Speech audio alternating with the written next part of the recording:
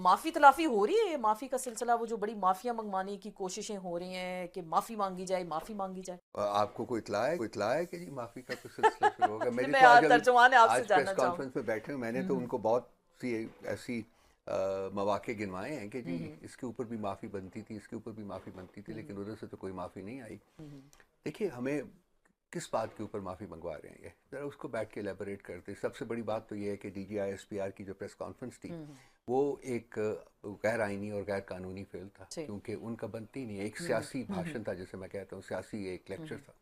तो वो सियासी, वो तो अपने आप को कहते हैं ना, हम एपोलिटिकल हैं, हम पॉलिटिक्स में नहीं हैं। तो अगर वो नहीं है तो फिर उनको ये सियासी लेक्चर देने की क्या ज़रूरत पड़ी हुई थी?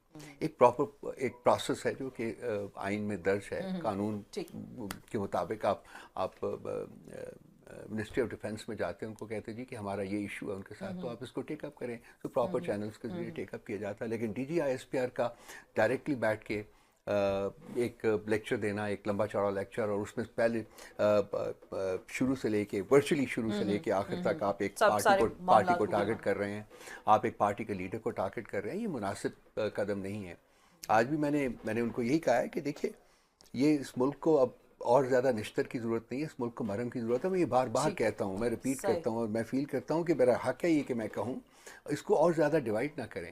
आज पाकिस्तान लिटरली एक हालत जंग में है, ट्रू। और ये हालत जंग जो है, ये किसी बैरूनी ताकत ने हमारे ऊपर इम्पोज नहीं तो की, सियासी ये अदम हमारी इंटरनल इस्तेकाम, फोर्सेस हैं। तो ये तो आज IMF ने भी कह दिया है पाकिस्तान के अंदर हाँ सियासी जी, अदम मैं उसका इस्तेकाम। भी मैंने जिक्र किया। जी जी, IMF ने कहा है कि जो पोलिटिकल डिस्टेबलाइजेशन है वो एक बहुत बड़ा फैक्टर ट्रू, है बिल्कुल। पाकिस्तान के आगे ना बढ़ने के कॉन्टेक्स्ट में।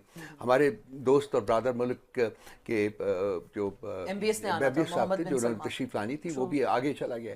तो ये समझें, ये सब कुछ हो रहा है, इसके पीछे देखें कि फैक्टर्स क्या हैं। वो सही। फैक्टर्स हम खुद क्रिएट कर रहे हैं, और जब तक हम उनको क्रिएट करते रहेंगे, हम लोग एक पटरी पर नहीं चढ़ सकते, एक आग सीधे रास्ते में नहीं चल सकते। बिल्कुल। तो तमाम फोर्सेस को, तमाम जो इस वक्त साहिब इक़्तिदार लोग हैं, जो जो जहाँ जहाँ जो जहाँ बैठा हुआ बैठा है, है, बिल्कुल। उनको चाहिए कि वो सोचें ज़रा कि किस तरफ मुल्क को धकेला जा